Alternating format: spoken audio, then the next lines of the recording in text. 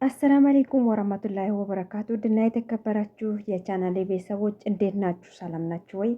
በየዓለም ዳርቻ ሰላማችሁ ብዝት ብዝት ይበልልኝ። ዛሬም እንግዲህ በአዲሱ ቪዲዮ መጥቻለሁ። የጀማ እንዴት ናችሁ? ሰላም ናችሁ ወይ? ያው ቪዲዮ ከሰራሁኝ ረመዳን ያው ሁላችንም እናውቃለን፣ በጣም ስራ ይከብደናል። በስራ ቢዚ ነበርኩኝ። እኔ የሚሰራ ደግሞ ምግብና ጽዳት ስለነበረ ያው አጋዥም አልነበረኝም። ማለት ያው ምናልባት አንዳንድ ቤት መዳሞቻችሁ ሊያግዛችሁ ይችላል። እኔ ጋር ደግሞ ያው እናቴ ታማሚ ናትና የሚያግዘኝ ሰው አልነበረም፣ ብቻዬን ነበርኩኝ። አልሐምዱሊላህ ለኩል ያህል ደስተኛ ሆኜ ስራ ቢከብድም ደስተኛ ሆኜ ያሳለፍኩት ረመዳን ነው። በአረብ ሀገር ላይ ኢንሻአላህ ባላ ፍቃድ የመጨረሻ ረመዳን ጾሜ ነው ብዬ ተስፋ አድርጋለሁ። አላህ ሱብሃነሁ ወተዓላ ረመዳኑን በእኛ ላይ ሁሌም ያምጣልን፣ እኛም ጾመን የምንጠቀም አላህ አድርግልኝ። ውድና የተከበራችሁ ቻናሌ ቤተሰቦች ዛሬ ይዤላችሁ የመጣሁት ቤት ስናጸዳ ማለትም ሽንት ቤት ስናጸዳ ቤቶችንም ቤት ምን ዶላብ የፍሬን ስቶፕን ማለት ነው የምናጸዳቸው ነገሮች አሉ።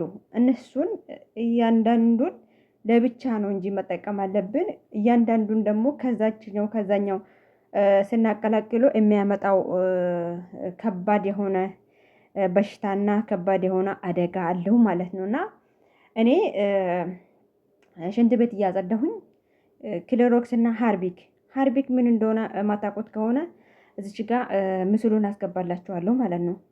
ክሎሮክስ እና ሃርቢክ ነው ያደረኩት። ክሎሮክስ እና ሃርቢክ አድርጌ ሽንት ቤት ሲያጸዳ ሳልሞት ነው የተረፍኩት። ሳልሞት ያው እኛ ብንታመምም እንግዲህ ሐኪም ቤት በጣም የከፋ ካልሆነ በስተቀር የሚወስደን የለምና አላህ ብቻ ይድረስልን።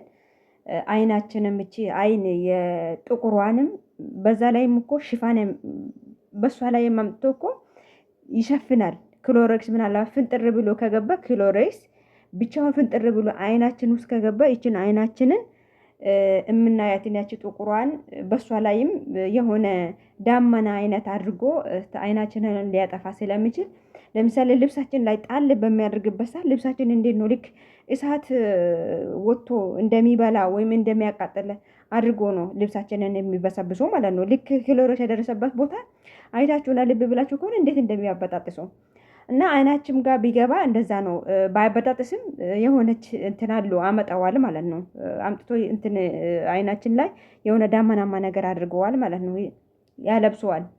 እና እኔ እንደዚሁ አቀላቅዬ ክሎሮክስ እና ሃርቢክ አቀላቅዬ በቃ አላወኩትም። መቀመጫ ይሄ ኩርሲ ያለው እንግሊሽና አረቢክ ነው የሚባለው። ሳውዲ ላይ እንግሊሽና አረቢክ ነው የሚባለው። ሌላም ሀገር ላይም ሰርቼዋለሁ። እንግሊሽና አረቢክ ነው የሚባለው። እንግሊሽና አረቢክ የሚባለው ሽንት ቤቶች ምን አይነት ናቸው? እንግሊሽ የሚባለው ይሄ መቀመጫ ያለው ኩርሲው ማለት ነው። አረቢክ የሚባለው ደግሞ ይሄ ሎርማን ኢትዮጵያ ላይ የምንጠቀመው ሽንት ቤት ነውና ይሄ አረቢክ ሎርማን ነው። በቁመን እንትን በሆሽም የምናጠርግበት የቁም መጥረጊያ ላይ ስለምናጥበው አይጎዳውም። ያው ሽንት ቤቱን ከከፈት ነው ማለት ነው። ግን እንግሊሽ ከሆነ ይሄኛው የቆሙን አንጠቀምበትም። አንዳንድ ቤት እንደው በጣም አጭርዬ ይሄ ምንጣፍ ማጠቢያ ነው። በጣም እጅም በእጃችን የምናጸዳ እሱ ሞሮች ነው የሚሰጡት። ምክንያቱም ይሄ ጠርዙን ይሄ መስመሩን የሽንት ቤቱን በደንብ እንዲያጸዳ በሱ አጭ ነው የሚሉት። እና ከዛ በኩርሱም ላይ ደፋው እና መሬቱም ላይም ደፋው። በቃ መሩሃ ነው ያለው። የሽንት ቤትንም ሙጥባ ላይ የምንጠቀመው መሩሃ ነው ያለው። በር ተዘግቷል እና በቃ ማለት ትንፋሽ አጠረ፣ መተንፈስ አቃተኝ። ቶሎ ብዬ ወጣው። ሴትዮ ምኖች አለችኝ። ሽንት ቤቱን በቃ ከፍተ ስታዩ እሷም በቃ ቤቱን ሁሉ እኔ ከፍቼ ወጣው። ቤቱን ሁሉ በቃ እንትኑ ጪሱ ምን ብዬ ልንገራችሁና አፍኖ እኔ ውጪ ወጥቼ እንዴት ብዬ ልተንፈስ? ትንፋሽ አጠረ። ከዛ በኋላ ሴትዮዋ ምን አደረገችኝ?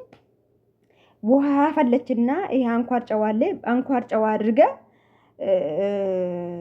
ውስጥ ላይ የገባው እንዲወጣ ምንድነው የሚባለው? ባላ ጠፋብኝ። እንትን ሻርፕ ወይም የሆነ ሰላሽ ሸርሸፌን ነው አድርጌ በጫው አንካር ውሃ ሲፈላ ጫው አንካሩን ጨመረችበት። ከዛ በኋላ ታጠንኩኝ።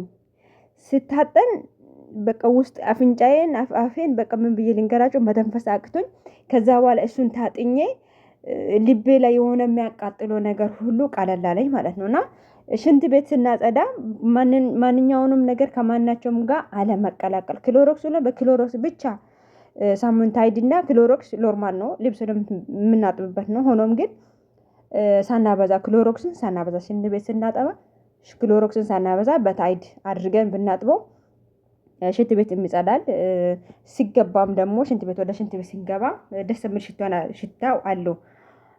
ሌላው ግን ከሌላው ጋር ኩቺና የምናጸዳቸው ፍሬን የምናጸዳቸው ገዛዞችን የምንወለውላቸው የምናጸዳቸው ነገሮችን ከአንዱ ጋር ስናቀላቅለው እስኪ አቀላቅላችሁ ራሱ እንትን ስታዩት ራስ እንዴት እንደሚፈላ እንዴት እንደሚንተከተክ አይታችሁታል።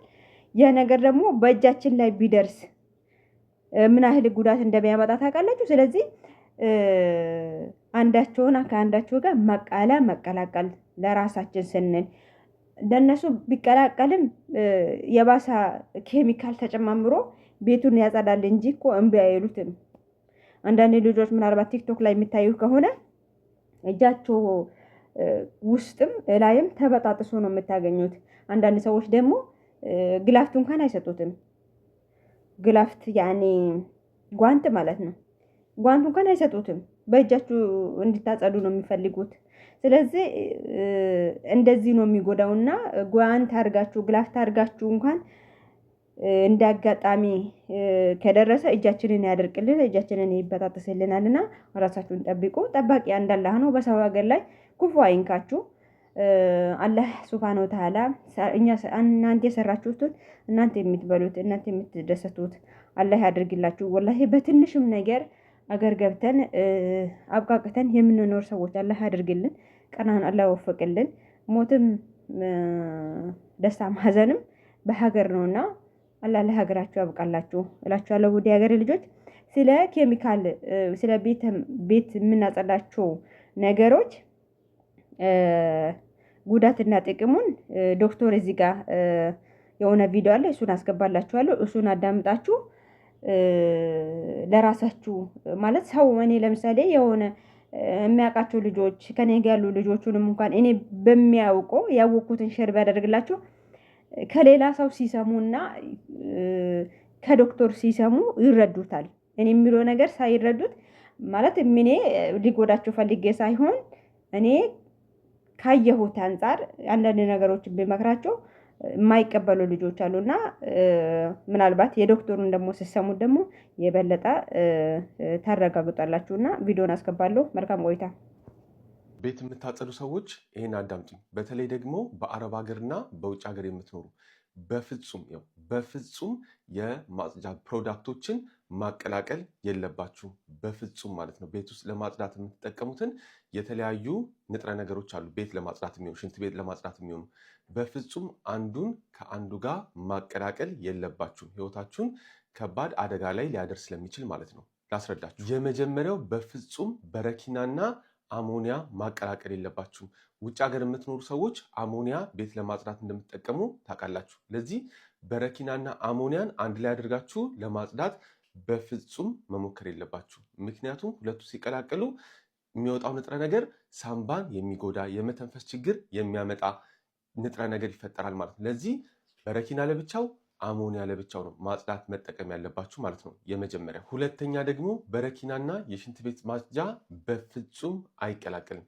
በፍጹም ማለት ነው። የሚወጣው ንጥረ ነገር እጅግ በጣም ጤናችሁን የሚያቃውስ ጤናችሁን የሚጎዳ ነገር ስለሆነ ማለት ነው። ለዚህ በሽንት ቤት ማጽጃ ካጸዳችሁና ካለቀለቃችሁ በኋላ ከፈለጋችሁ በረኪናውን መጨመር ትችላላችሁ እንጂ በፍጹም አቀላቅላችሁ አንድ ላይ መጠቀም የለባችሁ። ሌላ ደግሞ ሽንት ቤት ሲደፈን የምትጨምሩት ሽንት ቤት የልብስ ማጠቢያ የመሳሰሉ ሲደፈን የምትጨምሩት አንድ ፕሮዳክት በቂ ነው። አንድ ጨምራችሁ ያንን መጠቀም እንጂ የተለያዩ እያመጣችሁ የምትጨምሩ ሰዎች ሳምባችሁን፣ አይናችሁን፣ ቆዳችሁን የማይመለስ ችግር ውስጥ ልታስገቡ ትችላላችሁ። በፍጹም የተደፈነ የሽንት ቤትም ምንም ለማጽዳት መቀላቀል የለበትም። አንድ ፕሮዳክት መጠቀም ትችላላችሁ ማለት። ለዚህ በምታጸዱበት ጊዜ ማቀላቀል የለባችሁም።